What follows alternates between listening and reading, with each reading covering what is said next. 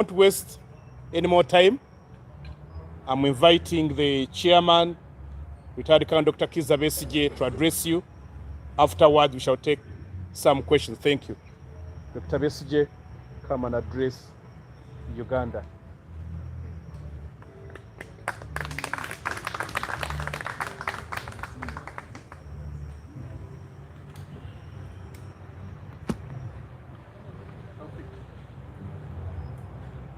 A very good morning to all of you, ladies and gentlemen of the press. Welcome to this morning's presser.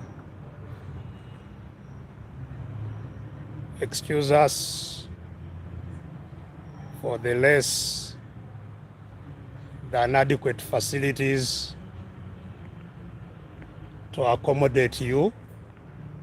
I can see all these things being balanced on this small podium on which I intended to put my own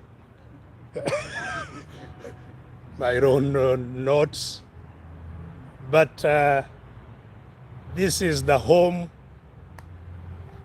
of the Red Card Front, People's Front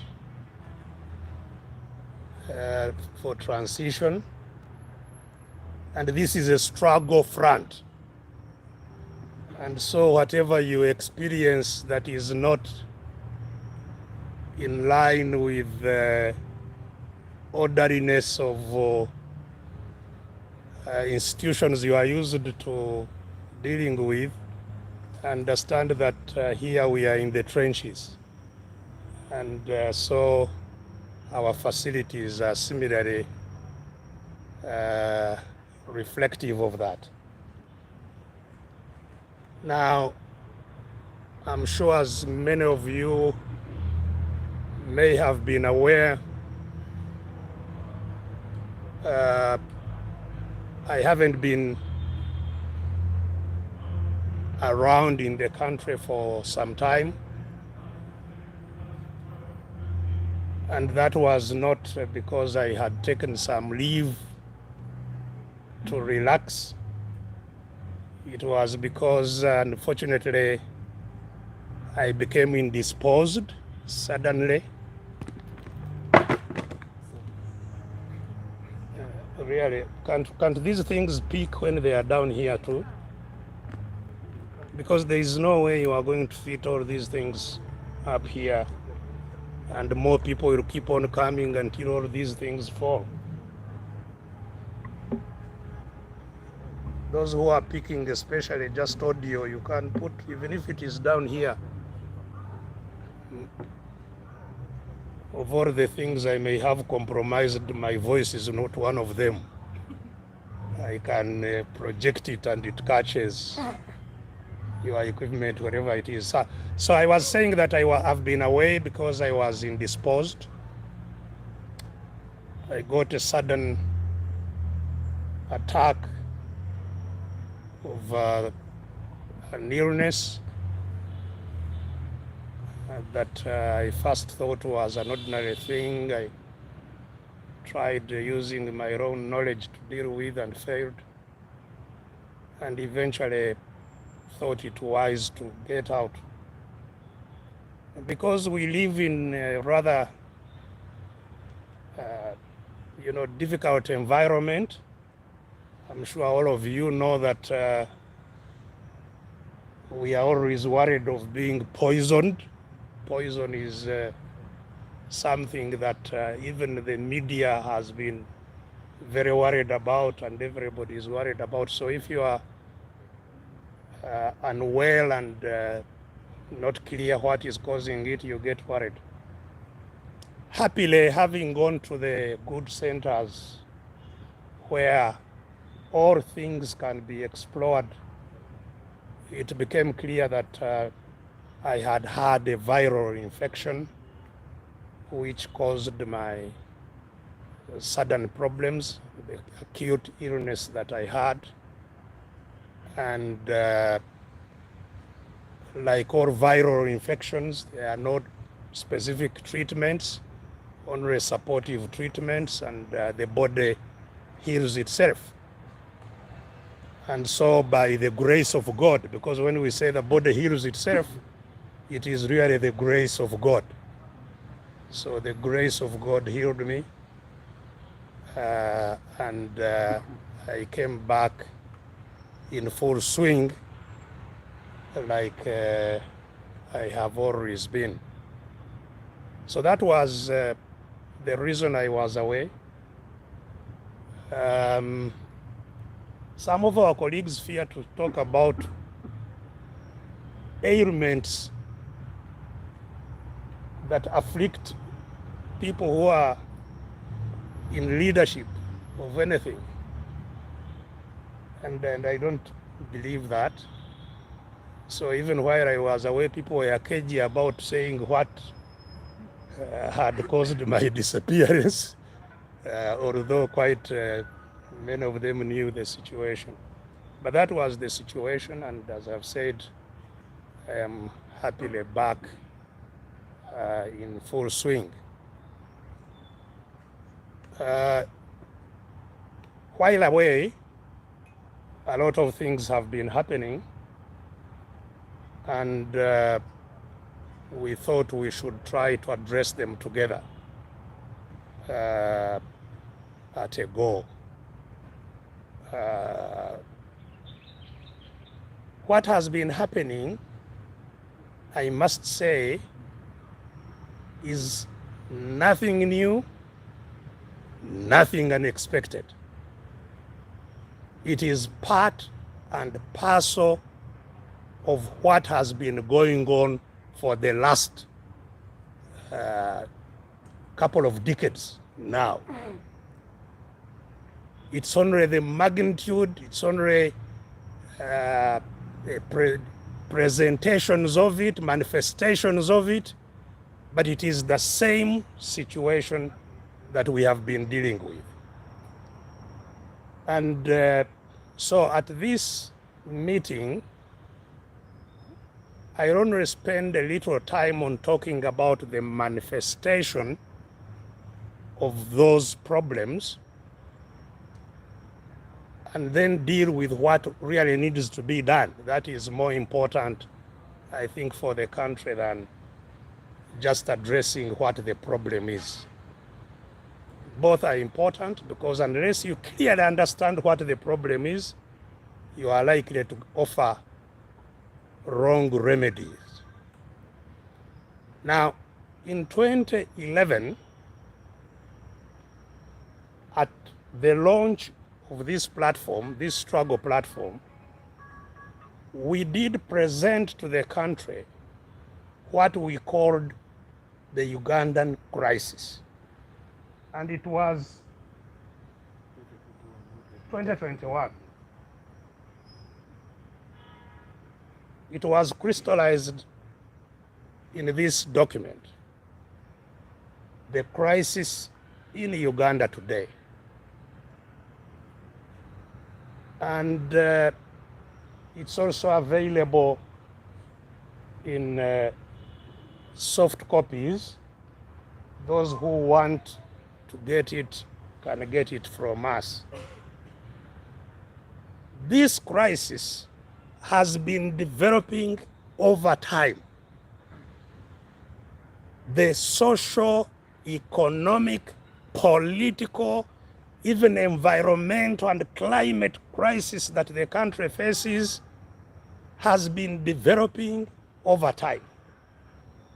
What we just did in this book was to capture how it was as of 2021. And in talking about the crisis, we also said at that time what had caused the crisis, what was driving the crisis. And the fundamental cause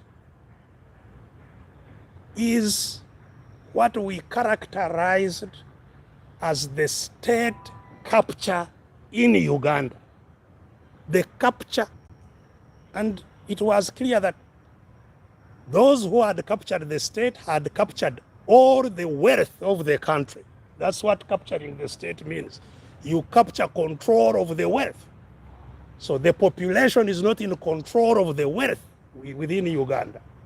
They capture this decision making. They are the ones who decide. They are sovereign. They are the state. And that we made it clear that those who captured the country were embodied in the family of Mr. Museveni. And that we are captives in the state of Uganda. And that those who had captured the state were using the resources of Uganda for mainly 4 or 5 purposes. First, to entrench their capture, to entrench their control, and make sure that nobody has a say. That is what they used resources primarily for, their priorities, to entrench their capture of the state. 2, to expand their power, even beyond Uganda. So, entrenchment, expansion. 3, to disempower all others so that they are easily controllable.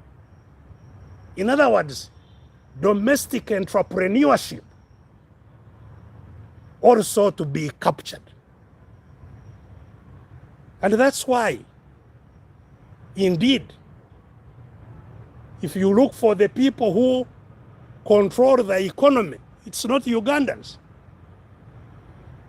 They pattern with some external interests in the control of the wealth of the country. Those who were Ugandan entrepreneurs were crushed. Ugandan financial institutions were crushed.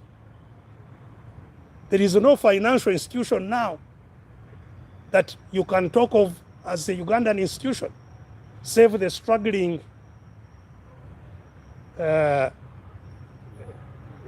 Catholic controlled bank, the Centenary Bank. All banks of Ugandans were crushed. All who had wealth, the cooperative societies that had wealth, were crushed. So to disempower all and empower themselves, that was their third priority. And it continues. Anything you get, if they hear you are getting something, they extend their hand to get it. Even taxes, now they are looking for whoever is making even the smallest thing, they want to get it. So that is their priority number 3. And together with that priority is patronage. Because they control the wealth, they become the givers. Anybody who is to get anything, it is them to give. Handouts. That was their priority number 3, disempower all and build patronage system. If you want to be a journalist who has anything, you must work with them, they give you a brown envelope. If you want to be a doctor, you must kneel down and clap your hands and say, thank you, Father, you have given me something. Patronage and disempowerment and patronage. Priority number 3. Priority number 4, control of information and propaganda.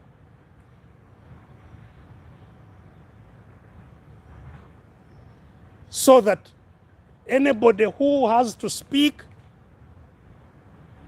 things they are not in support of or different views, they are either completely shut down or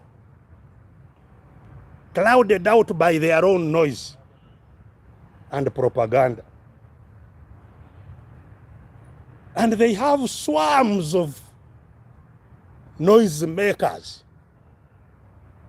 in that regard, whether in the social media, whether in the mainstream media, whether in the bakubi ba masimu, people who call on the radio stations, whether it is the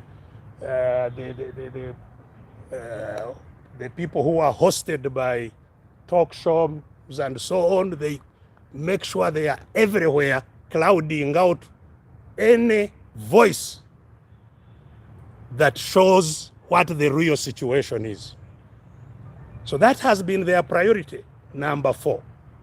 And that includes not just here, but international. You remember they were hiring people for millions of dollars, that they are public relations people. They pay them tens of millions of dollars to paint their image what it is not abroad. So that's their priority number 4. Their priority number 5 has been to make sure that nobody organizes against them. And any group that is organized, whether against them or not, that it's not harmonious, that it is divided and clashing. Because once it is organized at some stage, maybe it could pay attention to what they are doing. So they are anti-organization, including what they claim to be their own organization. The NRM is not an organization. They can't allow it to be an organization, to be a strong organization, because it could then challenge them. So the people who captured the state have concentrated our resources in those 5 things. As a result, the crisis we are talking about started taking shape through the marginalization of the population. Started taking shape because they are not paying attention to health care of the people. In spite of the intensifying health challenges, go and check the budget. The budget for health is going down. I understand in the next financial year, from the framework that has just been discussed, the budget for health is going to go down about 8% of what it was. Because it's not a priority. And so you have the healthcare workers stranded.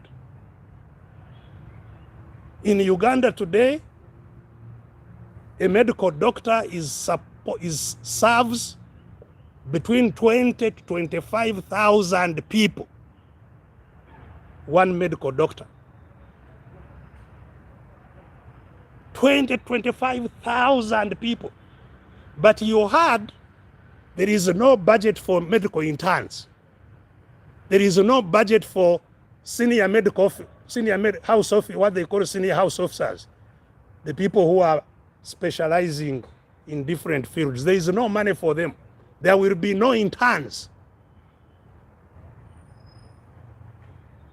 And it's the interns that were running these institutions. So the healthcare system has totally collapsed as a result. You go to any healthcare institution. Recently, I had a patient in Mulago, a mother of one of our activists who needed operation. It was horrific what we went through in Mulago. To get admitted, to get a file from casualty, we paid 20,000 shillings just to get a file.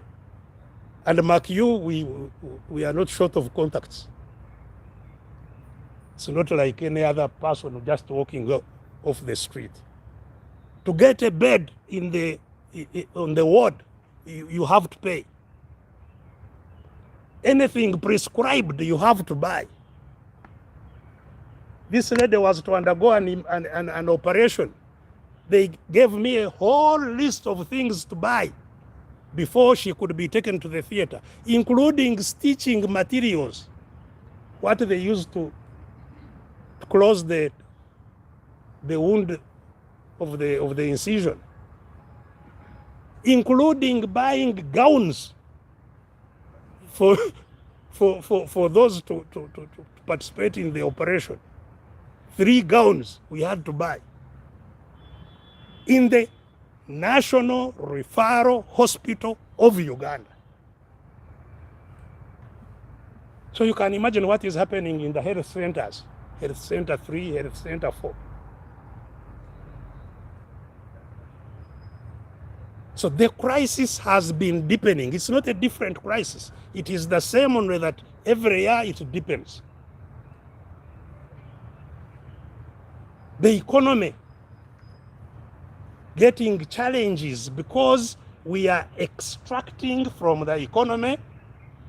We are not investing into the economy. We are extracting,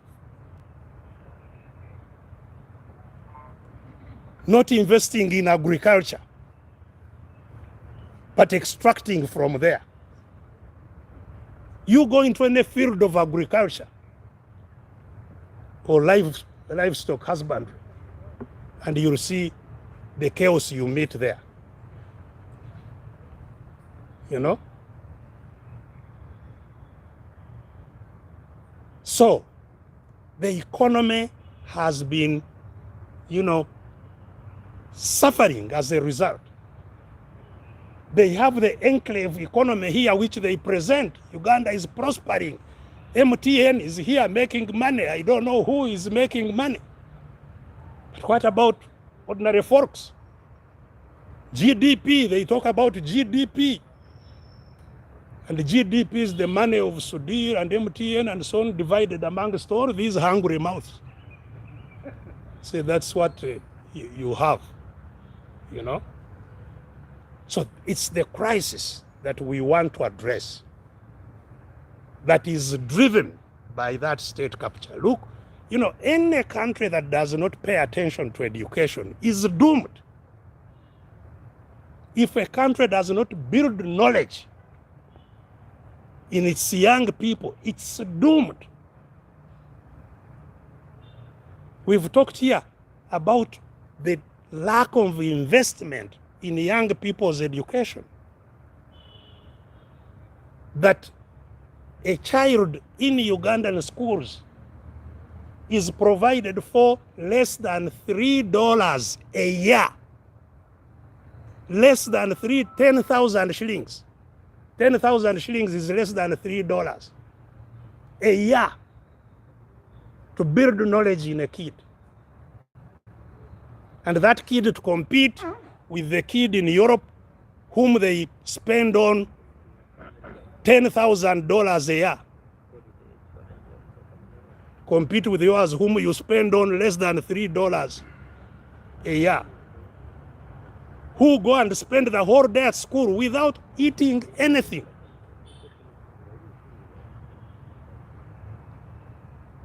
And that's why it's no wonder that they just drop out. That's why the dropout rate in the primary schools is more than 70%. Because there is no purpose. They would rather go and graze goats. So the crisis in education has been intensifying. And their knee-jerk approach, we are now going to give money to scientists. That has created even greater crisis in education. Because the majority of people who run education are actually not scientists, including head teachers. Head teachers, most of the head teachers and administrators in schools are not scientists. You cannot be a headmaster earning a third of what your teacher is earning. So now we have many schools without qualified head teachers. You know, just the crisis intensifying. I received an SMS from a student at Makerere crying. Government-sponsored students in universities have not been given money. Most of them all of them have to fend for themselves to get anything to eat. Those who are in paid accommodation, but government-sponsored, have been thrown out of their accommodation. And you've been hearing students killing themselves. That is the crisis. You know, these are kids who now come and think the world has ended for them. So the crisis in education is unbelievable. Of course, everybody is dealing, I don't have even to talk about the crisis in infrastructure. Just look at the roads, you know. I read today in one of the papers that they have released 26 billion to fix the roads in the districts and in the urban centers. 26 billion to fix the roads in the districts and in the urban centers. And I heard one of the towns is getting 12 million shillings to fix the roads. It's a joke, you know, but that's the truth. That's the reality of what we are dealing with, you know. And, you know, I saw another one complaining that when people show the terrible condition of roads, we scare away tourists. Why do you show these pictures? They will scare away tourists. So they want tourists to come and just drown in the... We don't make roads for tourists. We make them first and foremost for ourselves. The tourists are beneficiaries of the roads we make for ourselves. But we have no roads to pass through, and we must raise our voices over this. So the infrastructure is a terrible situation, just part of that crisis of extraction, not being priorities. Just part of that. Now, what has been occupying the media lately is simply consequences of this crisis. You know, the corruption. People spend all their time talking about Mabati, iron sheets. Mabati are a minuscule, insignificant part of the robbery that is going on here. Insignificant. The kind of money that is robbed. I've told you, you know, for roads, they are giving 26 billion. But supplementary going to State House, supplementary, 90 billion. Supplementary going on top of what had been given, 90 billion. But for the roads, the whole country, 26 billion. You know? So, the corruption that people are talking about, it's only because that became very visible. Mabati are visible. The thieves of Mabati were unwise. They took what makes noise. Mabati make a lot of noise. You know, that's why they are in trouble. And they are visible. You know, this minister who has just gone to prison, I understand he used his to roof his cattle shed. Now, people who are passing under the shade, they see Prime Minister's office. Mabati make a lot of noise, you know. But these are not the main thieves. They are not the main thieves. And I agree with those who are saying, don't really, we are focusing on the wrong people. If anybody should be in prison, it must be Mr. Museveni and his cabal of thieves. You know, they are the people who should be in prison because they are the people who have caused all this. You know, and it goes on. You know, before the Mabati, there was NSSF. You saw what was going on in NSSF. That meetings of the National Social Security Fund, the money of workers, meetings and decisions were being taken in Kapeka at the home of Museveni's brother, General Sare. That's where decisions on workers' money were being taken. You know, again, just the, and that NSSF is a shame. All the money, this is what we are saying when we were fighting that people get mid-term benefits. The fight to stop the mid-term benefits was because there was no money. It's a shame. The money was taken by government, that they are lending it to government. And in every year, they roll over what they lent to the government and add on more. You know? So the corruption we are focusing on, yes, it is visible. And those obviously who steal small things are also thieves and should pay for their for their transgressions. But the real challenge, the real problem is what is behind this. This stealing Mabati, you know, nobody can work in today's politics without stealing. Because it starts in the elections. In Uganda, we don't have elections, we have auctions. The auction, the highest bidder is the one who goes. So, to go to an election and win, you must carry tons of money. So having won, you must start building the war chest for the next auction. And it's, as I have said, it starts with Mr. Museveni himself. Except that Mr. Museveni orders Bank of Uganda to carry bullions to his office.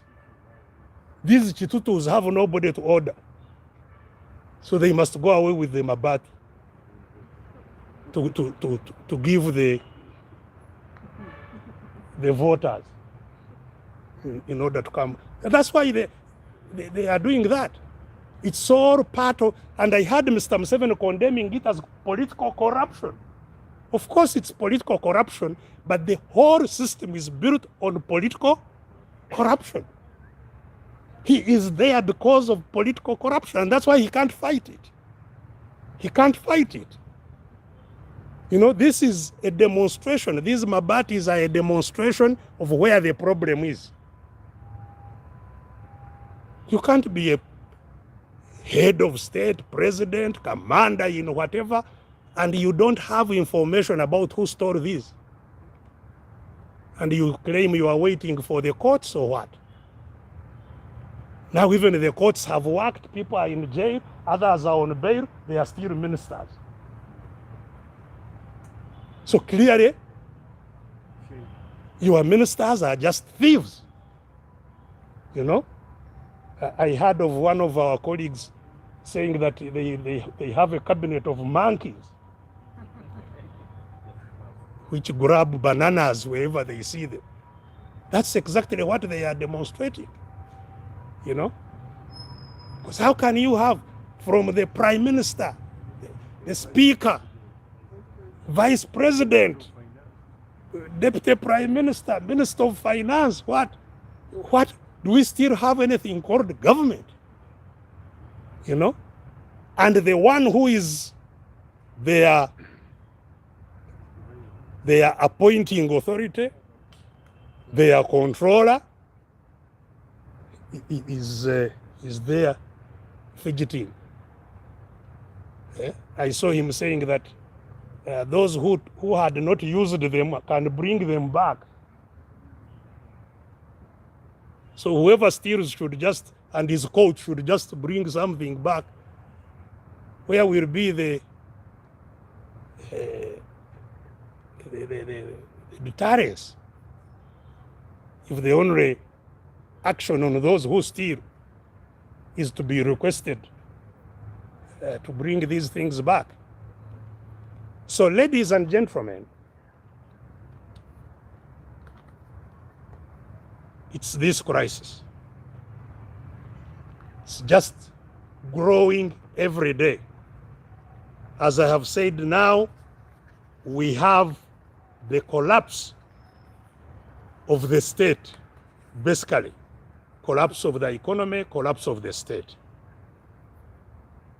Look at the local governments and urban authorities are literally closed. The local governments, all over, they are closed. Urban authorities, they are closed.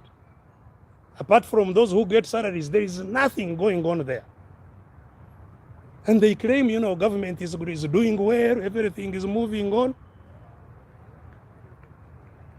The only thing moving on is patronage, taking some little money to confuse peasants that it is parish development money.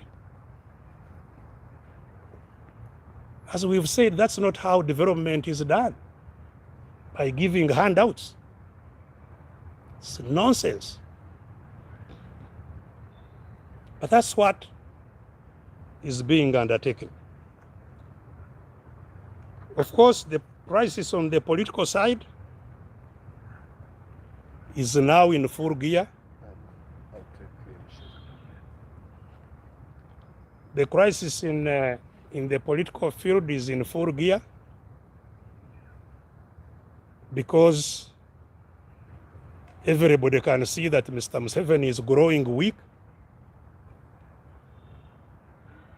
and that sooner or later he will go, whether he likes or not. That is now very, very clear. And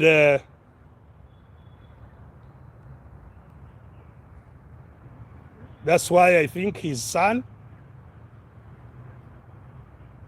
is active, moving around in total violation of law, just to demonstrate the impunity, to demonstrate that they are the state, they are the law. And the country is observing, powerless about anything to do.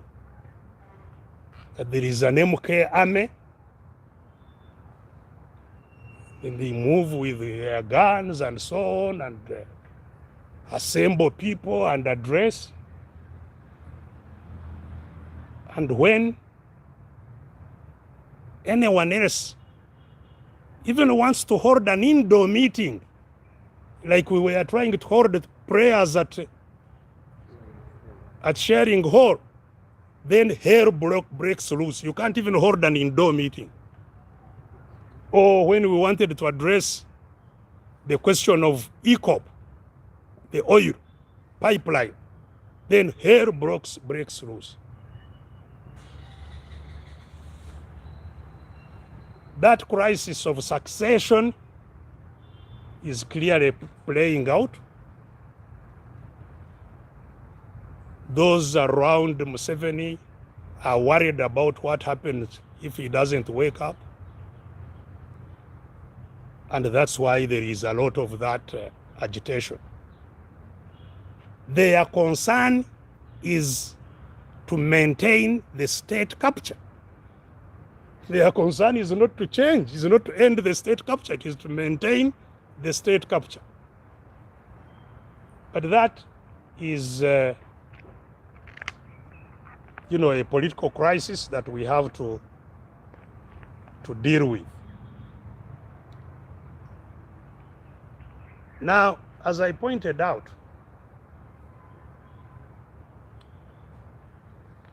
the country should focus on how to end this.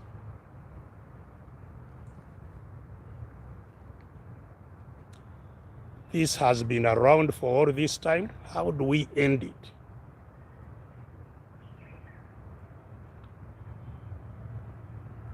And that is, as we have pointed out time and time again, the reason we are. We wake up every day focused on how do we end state capture, because that is the problem. How do we end the capture of the state and have sovereignty of Ugandans rather than sovereignty of Mr. Museveni and the family limited?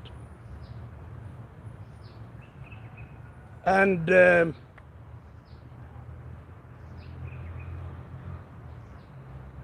the reason we engage you is that we must engage the population. Ending this will not take just leaders. It will take the people of Uganda in their wide societies that they live in. Everybody must be engaged. Or most people, a critical mass of Ugandans must be engaged in order to end this. It will not be wished away. It will not be ended by these leaders or whoever leaders. Ugandans must be active in ending this. And that's why we set up the People's Front for Transition, to help our people to become focused on the problem and to deal with it.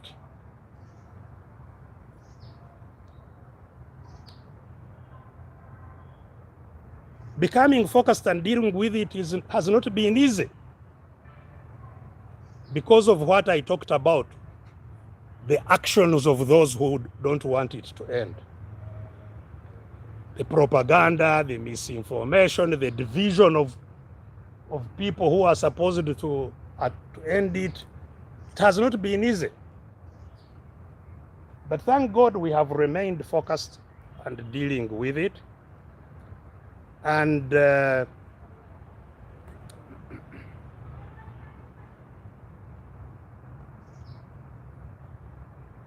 objective of what we are doing is to have a reset of the state. There must be a complete reset. It won't be solved by, having dialogue and reforming this or reforming that or adjusting on this. There is a need for a whole reset of the state to get it out of capture, to have different owners of the state. That's what it will take. And once that reset has happened, the ownership has changed of the state, then the structuring of the state must happen, or restructuring will happen after ownership has changed. And that is why, again, we have already suggested ideas in this book, the transition agenda. What will happen in the restructuring of the state once the ownership of the state has changed? It's the restructuring of the state. But how do we change the ownership? You can put it down there. The ownership of the state, again, at the risk of sounding quite repetitive, the ownership of the state, it is our contention will be achieved through a fight, not through the auctions or elections that are being talked about. The people of Uganda must fight for their ownership of the state.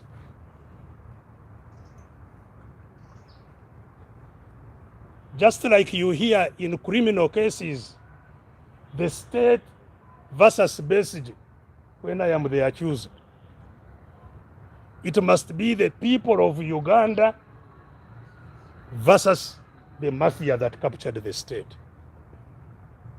The people must fight for their ownership. Nobody will fight for their ownership. They must fight for their ownership. So our role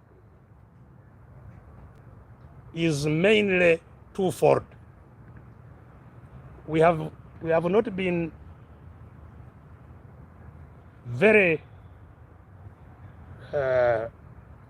successful in those roles for a number of challenges, but they remain our roles. The first one is to awaken those people who must take back their state, conscientize them, get them to understand the dynamics, mobilize them. And that's where we are going to put full throttle going forwards. Mobilization of the country. Mobilizing them not to vote, but mobilizing them to take action, to fight for their ownership.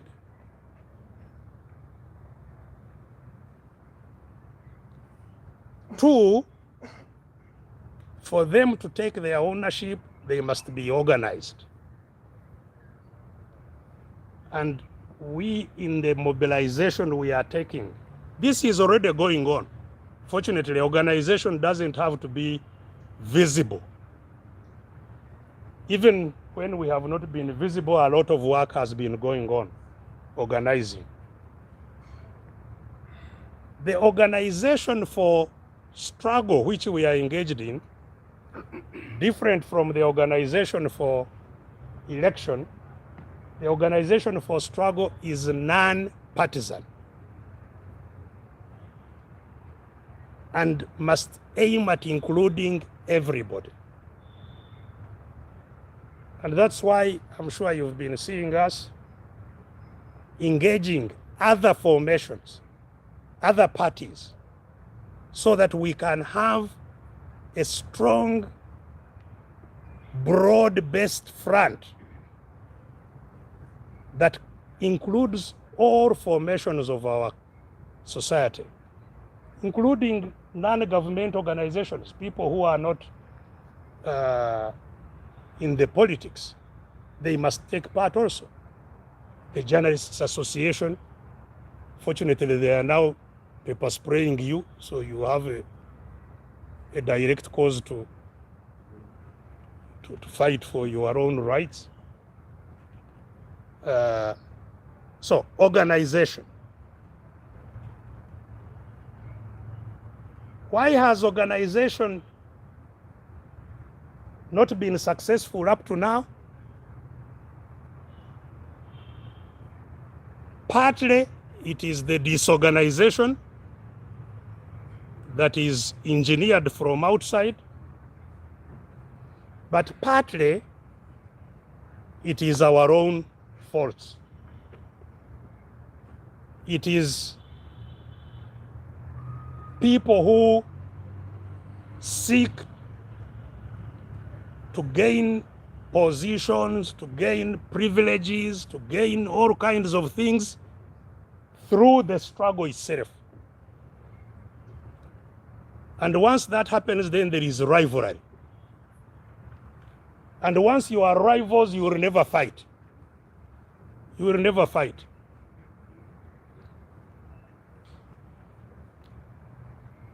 And so, in fact, because of that,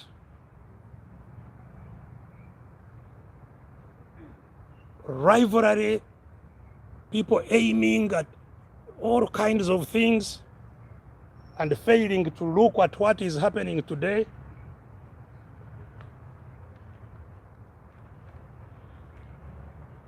Failing to divorce what must be done in the period of struggle from what must be done in the period after struggle, which have been our challenges.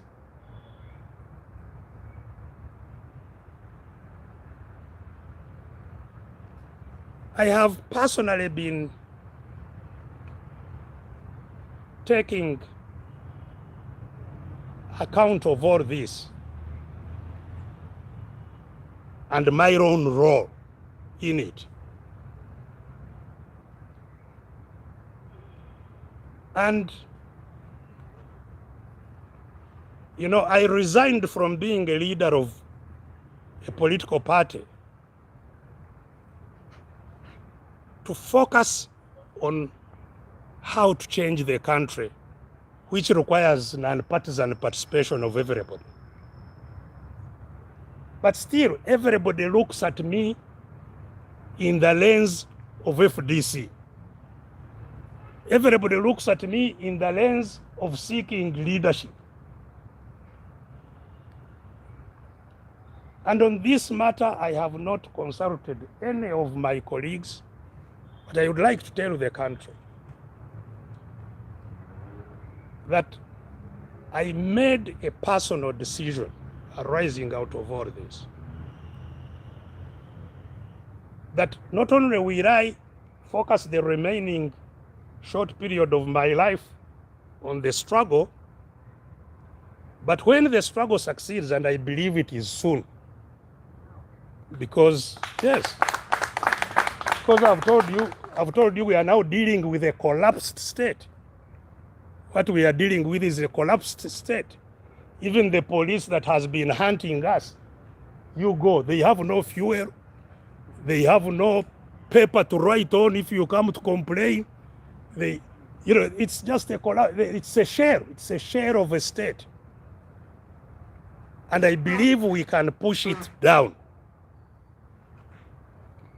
But my personal decision is that once we bring down the regime that captured our state, I will not seek any leadership position myself. I will not accept any leadership position myself.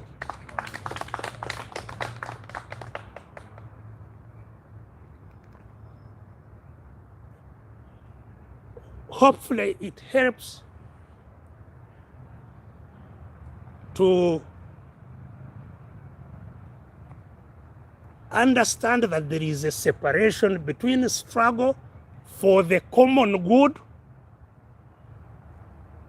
separate from struggle for personal positions or whatever. I've never been in the struggle for a personal position myself. Otherwise, I wouldn't have left my hospital profession. But now you hear, you know, even when whatever you are doing, you say, you know, this one wants to be this, wants to be that. I don't want to be anything. But I will not leave the struggle. I will, in fact, intensify whatever I need to do as a person. And they should stand warned, because I am soon to be 67 years. The book of Proverbs in the Bible gives us the age of 70 as our life. So I have 3 years. They are going to face these 3 years with me.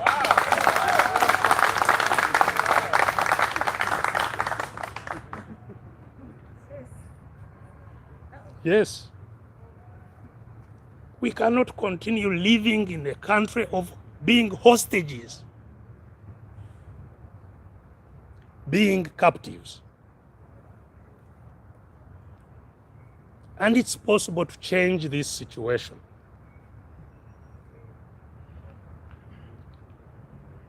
So,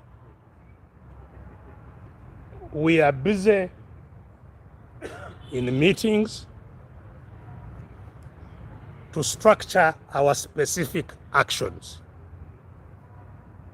As PFT first, even after this presser, we are going back to our meeting. You found us in a meeting, we are going back to our meeting to structure how we move.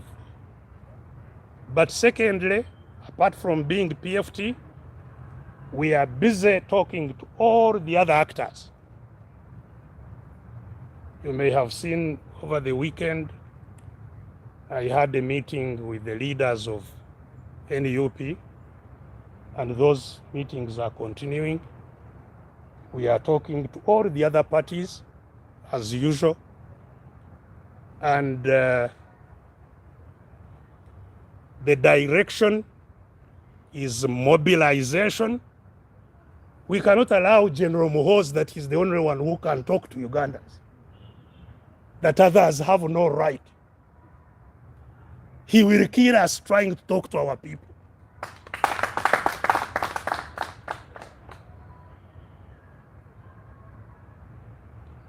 Mobilization, organization, action is where we are going.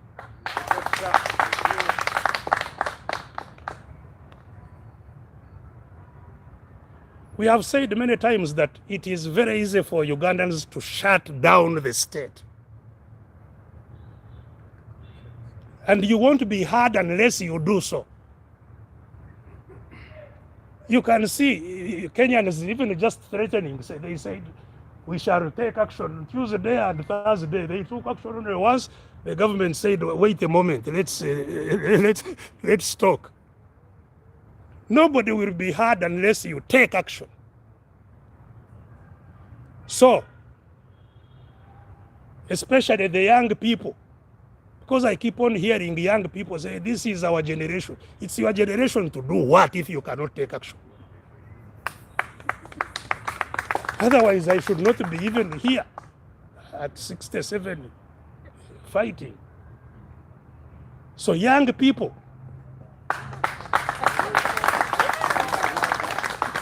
let's go. Let's go.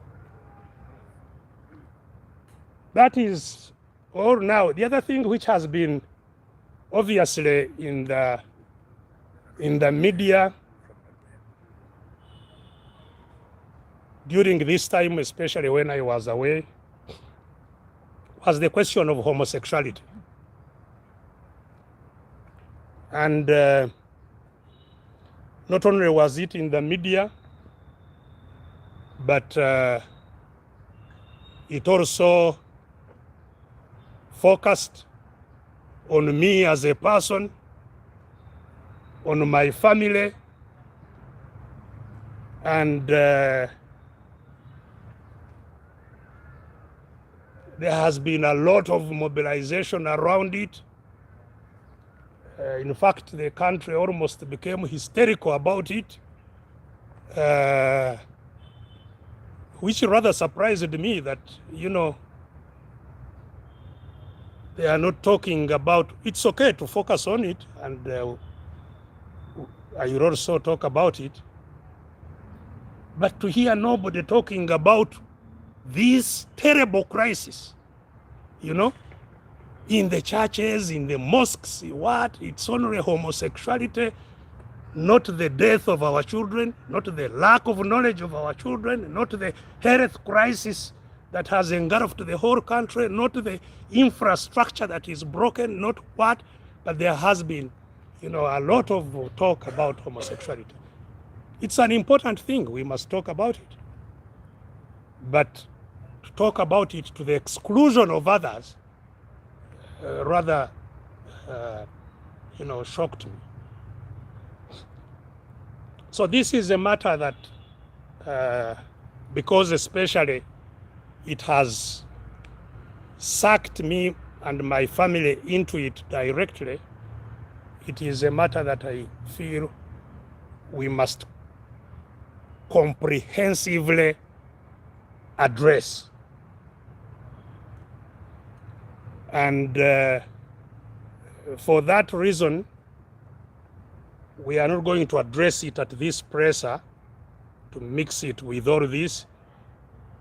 It will be addressed at its own specific presser to deal with this matter, which obviously has become a very big concern for the country. We shall address it directly and comprehensively in all its dimensions. And, you know, of course, the law that was passed, I don't know where it is. It's not the first time that the law is being passed. Even in 2014, a law was passed after again a lot of mobilization, and the law was signed with a lot of pomp and publicity. Then it was struck down and there was quiet. I don't know where those who had proposed the law went. It was quiet. And now it has, there is another area of concern. So we shall address this very, very comprehensively, very directly in the next presser, specifically for this matter. And on that, I think that ends what we intended to say.